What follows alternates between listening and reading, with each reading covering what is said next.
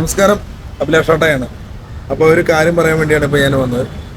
കാരണം എന്താ പറയുക, കഴിഞ്ഞ കുറച്ച് നാളായിട്ട് ഷാജി നമ്മളെ പറ്റി കുറേ വീഡിയോസും കാര്യങ്ങളൊക്കെ ഇടുന്നുണ്ട്. ഷാജി വീഡിയോ ഇട്ടോട്ട് അവൻ്റെ പേജാണ്. കാരണം എന്ന് വെച്ച് കഴിഞ്ഞാൽ അവൻ്റെ പേജിൽ എന്ത് വേണമെങ്കിലും ഇടാം, അവന് ഇഷ്ടമുള്ളത് ഇടാം.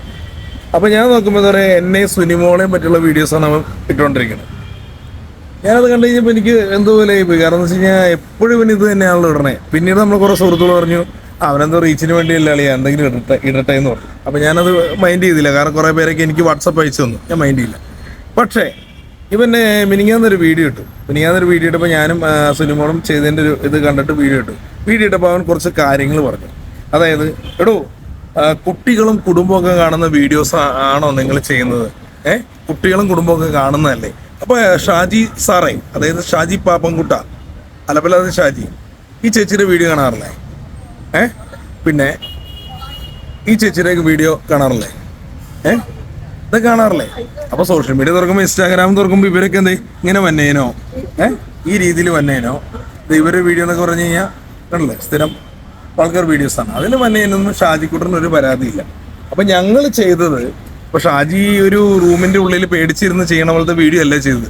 പബ്ലിക്കായിട്ട് നിന്ന് ചാനലുകാരുടെ മുമ്പിൽ വെച്ചാണ് നമ്മൾ സംഭവം ചെയ്തത്. മനസ്സിലായില്ലേ? പബ്ലിക്കായിട്ട് റീലായിക്കോട്ടെ ചെയ്തത് ചാനലുകാരുടെ മുമ്പിൽ വെച്ചാൽ, അല്ലാണ്ട് ഷാജി ഒളിച്ചിരുന്ന് എവിടെയെങ്കിലും പാത്തിരുന്നിട്ട് വീഡിയോ ഇടുന്ന പോലെയല്ല.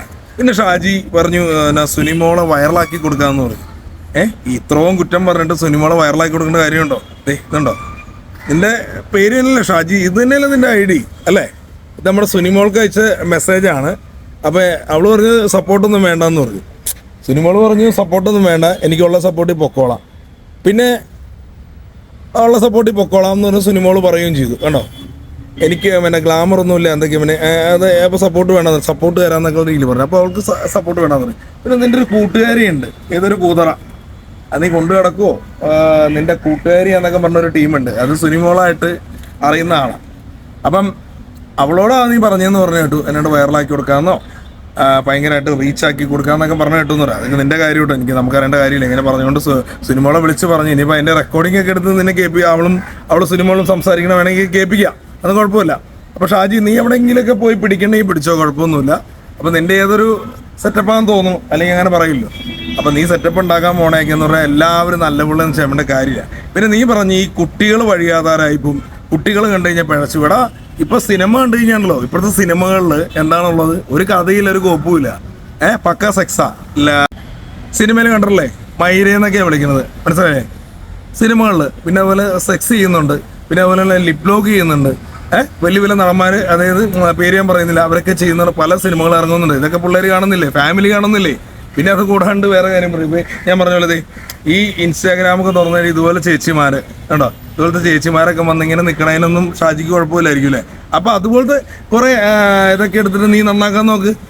നിനക്ക് പേടിയായിരിക്കും, നീ പോവില്ല. കാരണം വെച്ചാൽ അത് പെണ്ണുങ്ങളല്ലേ. കാരണം എന്തെങ്കിലും എന്താ പറയുക, അവരെ ഒന്ന് കമ്പനിയാക്കാൻ കിട്ടിയാലോ, അതുകൊണ്ട് നീ പോവില്ല. ഞങ്ങളെ പോലുള്ള പാവങ്ങളുടെ മേത്തേക്ക് കുതിര കയറാൻ നീ വരും, പക്ഷെ നടക്കൂല കേട്ടോ. കാരണം നീ ഇത് പറഞ്ഞൊരു വെല്ലുവിളി എൻ്റെ അടുത്ത് നടത്തിയിരുന്നു, ഞങ്ങൾ ഇനി റീല് ചെയ്യില്ല. എടാ, റീല് ചെയ്യും, വേറെ മനസ്സിലായില്ല. ഞങ്ങൾ റീല് ചെയ്യാൻ ഇറങ്ങി തിരിച്ചു കഴിഞ്ഞാൽ ഈ ചാനലുകാർ മൊത്തം വന്ന് ഷൂട്ട് ചെയ്തിട്ട്, വേറെ ഒന്നുമല്ല, റീച്ചാണ് എല്ലാവർക്കും ആവശ്യം. അപ്പോൾ വന്ന് ഷൂട്ട് ചെയ്തിടും. അതുകൊണ്ട് നീ ഒരു കാര്യം മനസ്സിലാക്കുക ഷാജി, നീ പറയുന്നതിന് കുഴപ്പമില്ല. പക്ഷെ നീ അങ്ങനത്തെ ഒരു മുന്നോട്ട് പോവുകയാണെങ്കിൽ നീ എന്ത് ചെയ്യണം എന്ന് പറയാം, ഇൻസ്റ്റാഗ്രാം എന്ന് പറയുന്ന സാധനമൊക്കെ അടിച്ച് തകർത്ത് കളയാം. എന്നിട്ട് പറയാം, ചേച്ചിമാരെ വീട്ടിൽ നീ കണ്ടല്ലേ, വഴിയരികിൽ ഇരുന്നിട്ട് തുണി പൊക്കി ഇരുന്ന് മൂത്രം ഒഴിക്കുന്ന ചേച്ചിമാരെ കണ്ടല്ലേ? ഇഷ്ടംപോലെ വന്നിട്ടുണ്ടല്ലോ, അവരെ വീഡിയോ എടുത്ത് നീ ഇട്. അത് ഈ പിള്ളേരല്ലേ ഇരുന്ന് കാണുന്നത് അല്ലേ? തുണി പൊക്കി പിടിച്ചിട്ട് ഞാനൊന്ന് മൂത്രം ഒഴിക്കട്ടെ എന്ന് പറഞ്ഞാൽ എത്ര വീഡിയോസ് വരുന്നുണ്ട്. അത് നീ കാണുന്നില്ല, നിന്റെ കണ്ണ് പിടക്കല്ലേ? ഞാനും പുള്ളിക്കാരി ഒരു റീൽ ചെയ്തു, ഓക്കെ, അത് നമുക്ക് തെറ്റാന്ന് തോന്നി, ഓക്കെ, അത് നമ്മളത് സമ്മതിച്ചു. അത് ഞാൻ പറയണത് എൻ്റെ ഇതിൽ നീ കണ്ടിട്ടുള്ളായിരിക്കും എന്തെങ്കിലും ആട്ടെ, അത് നീ കാണേണ്ട കാര്യമൊന്നുമില്ല. അത് നമ്മൾ പറയുകയും ചെയ്തു, തെറ്റാന്ന് പറഞ്ഞു.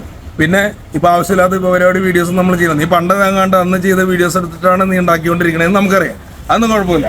പിന്നെ വേറെ കാര്യമാണ് ഞാൻ നിൻ്റെ അടുത്ത് പറയുകയാണ്. എടാ ഇതുപോലെ ഉള്ളവരുടെ അടുത്ത് നിനക്ക് പോകാൻ പേടിയാണ്. പിന്നെ ഒരു ചേച്ചിയുണ്ട് എൻ്റെ ടൈമിന് വേണ്ടി ആ ചേച്ചിയുടെ പേജിൽ കിടന്നിട്ട് ഡാൻസ് കളിക്കുന്ന വീഡിയോ ഉണ്ട്, അത് നീ എടുത്തിരുന്നുണ്ടോ എൻ്റെ പൊന്നെ. ആ ചേച്ചിയെ കുറിച്ച് ഒരു പാവം ചേച്ചിയാ, ആ ചേച്ചിയുടെ കോമഡി മാസ്റ്ററിലേക്ക് വിളിച്ചതാ, ആ ചേച്ചി നീ കളിയാക്കണുണ്ട്. ഇതിനു മുമ്പ് രേണുസുദിനെ നീ കളിയാക്കിയിട്ട് വീഡിയോ ഇടുന്നുണ്ട്. അണ്ട് ഈ കഴിഞ്ഞ ദിവസം പറയാം രേണുസുദി പാവമാണ്, അതാണ് രേണുസുദിയൊക്കെ നമ്മൾ അറിയുന്നതാണ്, ആ പാവമാണോ അല്ലയോ എന്നൊക്കെ അറിയാം. പിന്നെ അവർക്ക് നല്ല രീതിയിലാണെങ്കിൽ അവർ മുന്നോട്ട് പോകും, ബിഗ് ബോസിലെ ആളാവും, അവർക്ക് ആശംസകൾ. അതുപോട്ടെ. പിന്നെ ഒരു കാര്യം, നീ ചാരിറ്റിയുടെ ഒരു കാര്യം പറഞ്ഞൊരു വീഡിയോ ഞാൻ കണ്ടു. എടാ നീ ചാരിറ്റി പ്രവർത്തനം ചെയ്യുന്ന കാര്യം പറഞ്ഞോ. എടാ നിന്നെക്കാളും വലിയ ചാരിറ്റി പ്രവർത്തനം ചെയ്തുകൊണ്ടിരുന്ന ഒരാളാണ് ഞാൻ. അങ്ങനെ ഞാനിത് ഈ പരിപാടിയിലേക്ക് വന്ന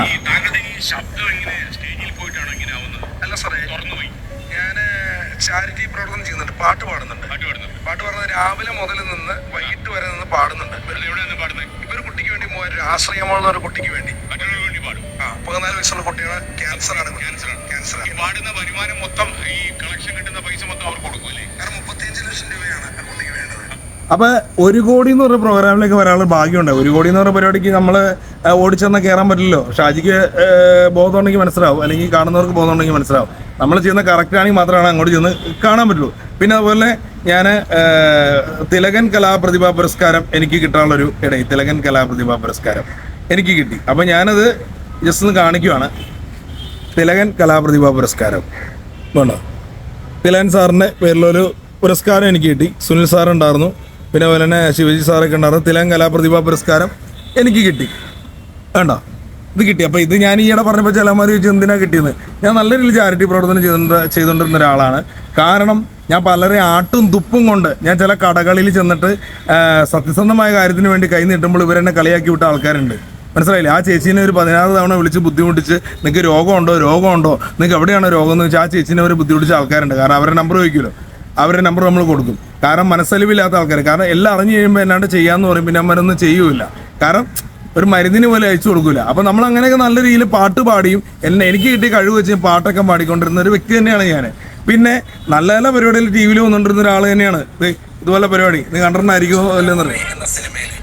മനുഷ്യൻ അവതരിപ്പിച്ച നടേശൻ ഒരു കഥാപാത്രം നിന്നെ മരണ മനസ്സെന്ന് പറഞ്ഞിരിക്കുമ്പോൾ. അപ്പം ഇതുപോലെ ഒരുപാട് പരിപാടികൾ ഞാൻ ചെയ്യുന്നുണ്ട്. പക്ഷെ ഒരു കാര്യം ഷാജിയോട് പറയാം, ഇപ്പം നമ്മൾ ഈ സിനിമയിലേക്ക് അവസരം ചോദിച്ചു പോയി കഴിഞ്ഞാൽ എന്താ അവസ്ഥ എന്ന് പറയാം ഷാജി, എൻ്റെ പൊന്ന് ഷാജി. അവിടെ ചെന്ന് കഴിഞ്ഞാൽ ചിലപ്പോൾ അവസരം കിട്ടും, ചിലപ്പോൾ കിട്ടത്തില്ല. ഈ കഥ എഴുതുന്ന പിള്ളേരൊക്കെ വർഷങ്ങളായിട്ട് അലഞ്ഞിടക്കേണ്ട ഒരു സിനിമയിൽ ചാൻസ് കിട്ടാൻ വേണ്ടി സോഷ്യൽ മീഡിയയിൽ റീച്ച് ഉണ്ടോ നമുക്ക് വേഷം കിട്ടും. ഇപ്പോൾ ഒരു പുതിയ പടം, ഞാൻ പേരൊന്നും പറഞ്ഞില്ല, എനിക്ക് സെലക്ട് ആയി സോഷ്യൽ മീഡിയയിൽ നിൽക്കുന്നതുകൊണ്ട് എനിക്ക് കിട്ടിയത്. മനസ്സിലായില്ലേ? അപ്പോൾ വേറൊരു കാര്യം, ഇപ്പോൾ ഷാജി ഏത് വീഡിയോ എടുത്ത് വേണമെങ്കിൽ എന്ത് റിയാക്ഷൻ കോപ്പോ ചെയ്തു എനിക്കൊരു കുഴപ്പമില്ല.